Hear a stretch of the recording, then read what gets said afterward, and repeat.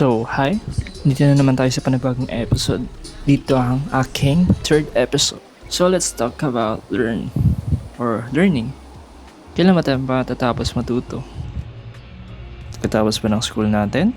Pagkatapos mo pa mag-aral sa paaralan yun na rin ang hudyat upang matapos kang matuto? Bago ka makapasok sa isang trabaho, kailangan mo munang matutunan yung mga dapat pag-aralan. Yung mga dapat gawin upang matanggap ka sa trabaho na yun, di ba? Yung iba need pa mag-undergo ng training para magawa nila ng maayos ang dapat nilang gawin sa trabaho na yun. Hindi ko alam. Yan yung phrase na lagi yung naririnig. Yan yung kadalasan ko naririnig sa kahit kaninong tao. Well, kung hindi mo naman talaga alam, di ba? Who am I to judge you? But the question is, willing ka bang yan lagi ang sinasabi mo? Ganyan din kasi ako Lagi kong sinasabi na hindi ko alam. Pero, hindi rin naman pwedeng ganun na lang lagi.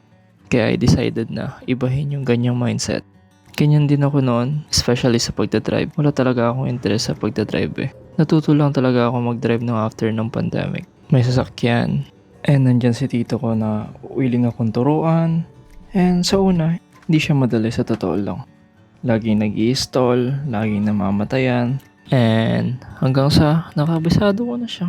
And kakakuha ko lang ng lisensya ko last year. Wala pang isang taon tong lisensya ko sa akin. Napakadaming pwedeng matutunan Kung gusto mo mag-vlog, mag-vlog ka. Kung gusto mo mag-edit ka. Umpisahan mo lang. Kahit na mediocre pa yung pag-i-edit mo, okay lang yan.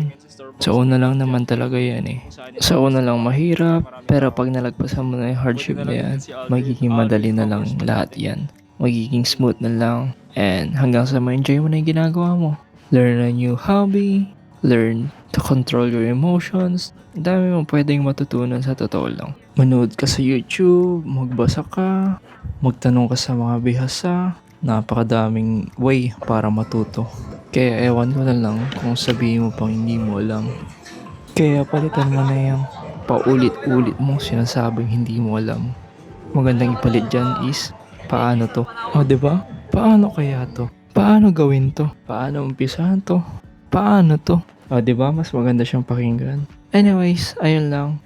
Kaya ikaw, huwag mo limitahan kung ano lang ang kaya mong gawin. Marami ka pang kayang gawin.